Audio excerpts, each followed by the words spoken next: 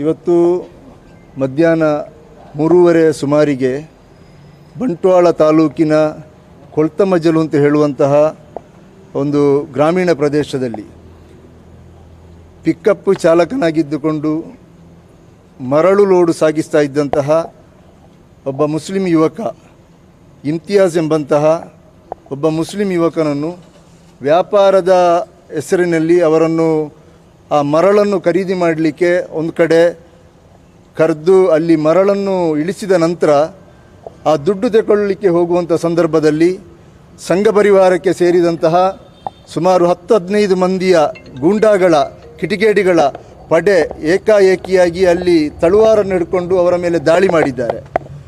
ಇಬ್ಬರ ಮೇಲೆ ದಾಳಿ ಮಾಡಿದ್ದಾರೆ. ಒಂದು ಇಮ್ತಿಯಾಜ್ ಅಂತ, ಮತ್ತೊಬ್ಬರು ಕಲಂದರ್ ಶಾಫಿ ಅಂತ. ಈ ಗಂಭೀರ ದಾಳಿಗೊಳಗಾದಂತಹ ಇಮ್ತಿಯಾಜ್ರವರು ಸ್ಥಳದಲ್ಲೇ ಸಾವನ್ನಪ್ಪಿದ್ದಾರೆ. ಅಬ್ದುಲ್ ರಹೀಂ ಅವರಿಗೆ ಎರಡು ಹೆಸರಿದೆ. ಒಂದು ಅಬ್ದುಲ್ ರಹೀಮ್, ಮತ್ತೊಂದು ಇಮ್ತಿಯಾಜ್ ಅಂತ ಅವರನ್ನು ಸಾಧಾರಣವಾಗಿ ಕರೆಯುವಂಥದ್ದು. ಅವರು ಮರಣ ಹೊಂದಿದ್ದಾರೆ. ಇಲ್ಲಿ ಕಳೆದ ಕೆಲವು ದಿವಸಗಳಿಂದ ನಿಮಗೆಲ್ಲ ಗೊತ್ತಿರಬಹುದು, ದಕ್ಷಿಣ ಕನ್ನಡ ಜಿಲ್ಲೆಯಲ್ಲಿ ಸಂಘ ಪರಿವಾರ ಪ್ರೇರಿತವಾದಂತಹ ಕೆಲವು ಶಕ್ತಿಗಳು, ಕೆಲವು ಕಿಟಿಗೇಡಿಗಳು ಇಲ್ಲಿ ಸಾಮಾಜಿಕ ಜಾಲತಾಣಗಳ ಮೂಲಕ ಮುಸ್ಲಿಂ ಯುವಕರಿಗೆ ಬಹಿರಂಗವಾಗಿ ಬೆದರಿಕೆ ಹಾಕ್ತಾ ಇದ್ದಾರೆ. ಒಬ್ಬ ರೌಡಿ ಶೀಟರ್ ಹೆಣವಾದಾಗ, ಹತ್ಯೆಯಾದಾಗ ಆ ಹೆಸರನ್ನು ಇಟ್ಟುಕೊಂಡು ಇವತ್ತೇನು ಮಾಡ್ತಾ ಇದ್ದಾರೆ ಅಂತ ಹೇಳಿದ್ರೆ ಮುಸಲ್ಮಾನರಿಗೆ ಬಹಿರಂಗವಾಗಿ ಬೆದರಿಕೆಯನ್ನು ಹಾಕ್ತಾ ಇದ್ದಾರೆ. ಆಮೇಲೆ ಕೆಲವು ದ್ವೇಷ ಭಾಷಣ ಮಾಡುವಂತಹ ವ್ಯಕ್ತಿಗಳು ಇಲ್ಲಿ ಬಹಳ ಬಹಿರಂಗವಾಗಿ ದ್ವೇಷ ಭಾಷಣ ಮಾಡ್ತಾ ಇದ್ದಾರೆ. ಮೊನ್ನೆ ತಾನೇ ಬಜ್ಪೆಯಲ್ಲಿ ನಡೆದಂತಹ ಒಂದು ಕಾರ್ಯಕ್ರಮದಲ್ಲಿ ಶ್ರೀಕಾಂತ್ ಶೆಟ್ಟಿ ಅಂತ ಹೇಳುವಂತಹ ಒಬ್ಬ ಸಂಘ ಪರಿವಾರದ ಮುಖಂಡ ಬಹಳ ಬಹಿರಂಗವಾಗಿ ಇಲ್ಲಿ ರಕ್ತ ಕೊಡಲಿಕ್ಕೆ ನಾವು ತಯಾರಿದ್ದೇವೆ, ನಾವು ರಕ್ತವನ್ನು ಯಾವ ಸಂದರ್ಭದಲ್ಲಿ ಕೊಡ್ತದೆ ಅಂತ ನಾವು ತೀರ್ಮಾನ ಮಾಡ್ತೇವೆ ಅಂತ ಬಹಿರಂಗವಾಗಿ ಬೆದರಿಕೆಯನ್ನು ಹಾಕ್ತಾರೆ. ಒಂದು ರೀತಿಯಲ್ಲಿ ಇಲ್ಲಿನ ಕಾನೂನಿಗೆ ಸವಾಲು ಮಾಡುವಂಥ ಕೆಲಸವನ್ನು ಇವರು ಮಾಡ್ತಾ ಇದ್ದಾರೆ. ಮತ್ತೊಂದು ಕಡೆಯಲ್ಲಿ ಭರತ್ ಕುಮ್ಟೇಲ್ ಅಂತ ಹೇಳುವಂತಹ ಮತ್ತೊಬ್ಬ ಗೂಂಡ ಕಿಡಿಗೇಡಿ ಪುತ್ತೂರಲ್ಲಿ ಭಾಷಣ ಮಾಡ್ತಾ ನಾವು ಅದಕ್ಕೆ ಸೇಡು ತೀರಿಸ್ತೇವೆ, ಪೋಸ್ಟ್ ಮಾರ್ಟಮ್ ಕೂಡ ಮಾಡಲಿಕ್ಕೆ ಸಾಧ್ಯವಿಲ್ಲದಂತಹ ರೀತಿಯಲ್ಲಿ ಅವರ ತಲೆಯನ್ನು ನಾವು ಕತ್ತರಿಸ್ತೇವೆ ಅಂತ ಹೇಳುವಂತಹ ರೀತಿಯಲ್ಲಿ ಅವರು ಬೆದರಿಕೆ ಆಗ್ತಾ ಇದ್ದಾರೆ. ನಾವು ಈ ಭಾರತದ ಕಾನೂನು ವ್ಯವಸ್ಥೆಯ ಅಡಿಯಲ್ಲಿ ನಾವು ಬದುಕ್ತಾ ಇದ್ದೇವಾ ಅಂತ ಹೇಳುವಂಥ ಸಂಶಯ ನಮಗೆ ಕಾಡ್ತಾ ಇದೆ. ಇಲ್ಲಿ ನಮಗೆ ಹೇಳಲಿಕ್ಕಿರುವಂಥದ್ದು, ಇಲ್ಲಿ ಸರ್ಕಾರ ಇಲ್ಲಿ ಒಂದು ಹತ್ಯೆ ಆದಂಥ ಸಂದರ್ಭದಲ್ಲಿ ಈ ರಾಜ್ಯದ ಗೃಹ ಸಚಿವರು ಮಂಗಳೂರಲ್ಲಿ ಬಂದು ಇಲ್ಲಿ ಮುಸ್ಲಿಂ ಮುಖಂಡರ ಸಭೆ ನಡೆಸ್ತಾರೆ.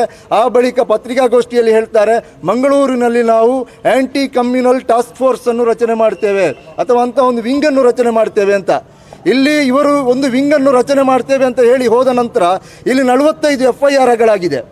ಇಲ್ಲಿ ಸೋಷಲ್ ಮೀಡಿಯಾದಲ್ಲಿ ಬಹಳ ರಾಜಾರೋಷವಾಗಿ ಇವರು ಕಮೆಂಟ್ಗಳನ್ನು ಮಾಡುವಾಗ ಇಂಥವರ ಹೆಸರನ್ನು ಹೇಳಿಕೊಂಡು ನಾವು ತಲೆದೆಗೀತೇವೆ, ಮತ್ತೊಂದು ಅವರನ್ನು ಕೊಲ್ತೇವೆ ಅಂತ ಬೆದರಿಕೆ ಹಾಕುವಾಗ ಅವರ ವಿರುದ್ಧ 45 ಕಡೆಗಳಲ್ಲಿ FIR ದಾಖಲಾದರೂ ಕೂಡ ಒಂದಿಬ್ಬರನ್ನು ಬಿಟ್ಟರೆ ಯಾರನ್ನು ಕೂಡ ಇವತ್ತಿನವರೆಗೆ ಬಂಧನ ಮಾಡಲಿಲ್ಲ. ಕೇಳುವಾಗ ಹೇಳುವಂಥದ್ದು, ಬಂಧನ ಮಾಡಲಿಕ್ಕೆ ನಮ್ಮಲ್ಲಿ ಕಾನೂನಿನಲ್ಲಿ ಅವಕಾಶ ಇಲ್ಲ. ಇಲ್ಲಿ ಬಂಧನ ಮಾಡುವುದಾದರೆ ಸಂಘ ಪರಿವಾರಕ್ಕೆ ಬೇರೆಯೇ ಕಾನೂನಿದೆಯಾ?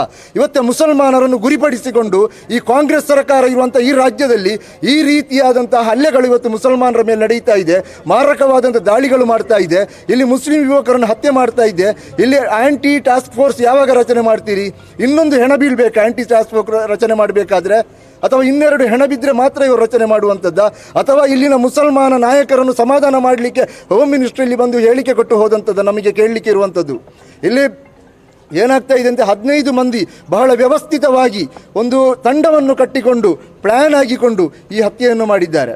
ಇದನ್ನು ನಾವು ಒತ್ತಾಯ ಮಾಡುವುದೇನು ಅಂತ ಹೇಳಿದರೆ, ಇದನ್ನು ವಿಶೇಷವಾದಂಥ ತನಿಖಾ ತಂಡದ ಮೂಲಕ ತನಿಖೆ ನಡೆಸಬೇಕು. ಅದೇ ರೀತಿ ಇಲ್ಲಿ ಯಾರೆಲ್ಲ ದ್ವೇಷ ಭಾಷಣ ಮಾಡಿದ್ದಾರೆ, ಈ ಇತ್ತೀಚಿನ ದಿವಸಗಳಲ್ಲಿ ಈ ಜಿಲ್ಲೆಯ ಸಾಮರಸ್ಯಕ್ಕೆ ಕೊಳ್ಳಿ ಇಡುವಂತಹ ಇಲ್ಲಿನ ಕಿಟಿಗೇಡಿಗಳಿಗೆ ಮತ್ತೆ ಗೂಂಡಾಗಿರಿ ಮಾಡಲಿಕ್ಕೆ ಪ್ರಚೋದನೆ ನೀಡುವಂತಹ ಮಾತುಗಳನ್ನು ಇಲ್ಲಿ ಯಾರೆಲ್ಲ ಸಂಘ ಪರಿವಾರಕ್ಕೆ ಸೇರಿದಂತಹ ಮುಖಂಡರು ಮಾಡಿದ್ದಾರೆ ಅವರ ವಿರುದ್ಧ ಕೂಡಲೇ ಪೊಲೀಸ್ ಇಲಾಖೆ ಅವರನ್ನು ಬಂಧನ ಮಾಡಬೇಕು, ಅವರ ಮೇಲೆ ಕಠಿಣವಾದಂಥ ಕಾನೂನು ಕ್ರಮವನ್ನು ಜರುಗಿಸಬೇಕು.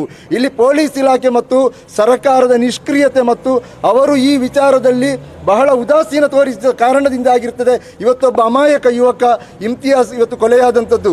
ಯಾವುದೇ ಒಂದು ಸಂಘಟನೆಗಳಲ್ಲಿ, ಯಾವುದೇ ಒಂದು ರಾಜಕೀಯ ಪಕ್ಷದಲ್ಲಿ ಯಾವುದರಲ್ಲಿ ಕೂಡ ಭಾಗವಹಿಸದೆ ಬಹಳ ಸೌಮ್ಯ ಸ್ವಭಾವದ ವ್ಯಕ್ತಿಯಾಗಿದ್ದಾನೆ. ಈಗ ಊರವರು ಕೂಡ ಹೇಳ್ತಾ ಇದ್ದಾರೆ, ಬಹಳ ಸೌಮ್ಯ ಸ್ವಭಾವದ ವ್ಯಕ್ತಿ. ಯಾವುದೇ ಸಂಘಟನೆಗಳಲ್ಲಿ, ಯಾವುದೇ ರಾಜಕೀಯ ಪಕ್ಷಗಳಲ್ಲಿ ಕೂಡ ಆತ ಭಾಗವಹಿಸಲಿಲ್ಲ. ಯಾವುದೇ ಒಂದು ಕೇಸು ಕೂಡ ಆತನ ಮೇಲಿಲ್ಲ. ಅಂತಹ ಒಂದು ತನ್ನಷ್ಟಕ್ಕೆ ತಾನು ದುಡಿದು ತನ್ನ ಕುಟುಂಬವನ್ನು ಸಾಕ್ತಾ ಇರುವಂತಹ ಒಂದು ಬಡಪಾಯಿ ವ್ಯಕ್ತಿಯನ್ನು ಈ ಸಂಘ ಪರಿವಾರದ ಗೂಂಡಾಗಳು ಇದೇ ರೀತಿ ಬೀದಿಯಲ್ಲಿ ಹತ್ಯೆ ಮಾಡುವುದಾದರೆ ಇವತ್ತು ಇಲ್ಲಿನ ಈ ಜನರು ಆಕ್ರೋಶಗೊಂಡಿದ್ದಾರೆ. ಈ ಸರ್ಕಾರ ಮತ್ತು ಪೊಲೀಸ್ ಇಲಾಖೆ ಇದಕ್ಕೆ ನೇರ ಹೊಣೆಯಾಗಿರ್ತದೆ ಅಂತ ಈ ಸಂದರ್ಭದಲ್ಲಿ ಹೇಳ್ತಾ ಇದ್ದೇನೆ. ಈಗ ಅವರ ಫ್ಯಾಮಿಲಿ ಮತ್ತು ಇದ್ರ ಬಗ್ಗೆ ಬ್ಯಾಕ್ಗ್ರೌಂಡ್ ಬಗ್ಗೆ ಅಂದರೆ ಎಷ್ಟು ಜನ ಇದ್ದಾರೆ ಫ್ಯಾಮಿಲಿಯಲ್ಲಿ, ಮತ್ತು ಅವರು ಒಂದು ಇದರದ್ದು ಮಸೀದಿದು ಕಾರ್ಯದರ್ಶಿ. ಹೌದು, ಅವರೊಂದು ಮಸೀದಿಯಲ್ಲಿ ಕಾರ್ಯದರ್ಶಿಯಾಗಿದ್ದಾರೆ. ಅದು ಬಿಟ್ಟು ಯಾವ ರಾಜಕೀಯ ಪಕ್ಷದಲ್ಲಿಯೂ ಇಲ್ಲ, ಯಾವ ಸಂಘಟನೆಯಲ್ಲಿಯೂ ಇಲ್ಲ, ಎಲ್ಲಿಯೂ ಕೂಡ ಅವರು ಅಕ್ರಮ ಚಟುವಟಿಕೆಗಳಲ್ಲಿ ಭಾಗವಹಿಸಲಿಲ್ಲ. ಯಾವ ಕೇಸು ಕೂಡ ಅವರ ಮೇಲಿಲ್ಲ. ಅವರಷ್ಟಕ್ಕೆ ಅವರು ದುಡಿದು ತಿನ್ನುವಂತಹ ಒಬ್ಬ ಶ್ರಮಜೀವಿ. ಅಂತಹ ಒಂದು ಬಡಪಾಯಿ ಮನುಷ್ಯನನ್ನು ಈ ಸಂಘ ಪರಿವಾರ ತನ್ನ ರಾಜಕೀಯ ದಾಹಕ್ಕಾಗಿ ಇವತ್ತು ಕೊಂದು ಹಾಕಿದೆ. ಈ ದಕ್ಷಿಣ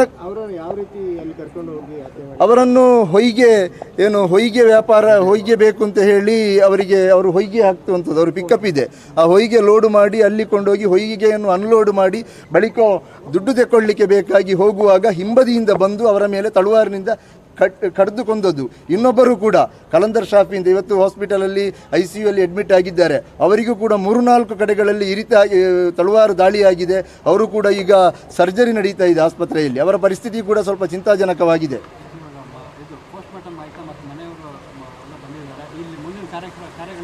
ಪೋಸ್ಟ್ ಮಾರ್ಟಮ್ ಆಗ್ತಾ ಇದೆ. ಪೊಲೀಸ್ ಅಧಿಕಾರಿಗಳೆಲ್ಲ ಇಲ್ಲಿ ಇದ್ದಾರೆ.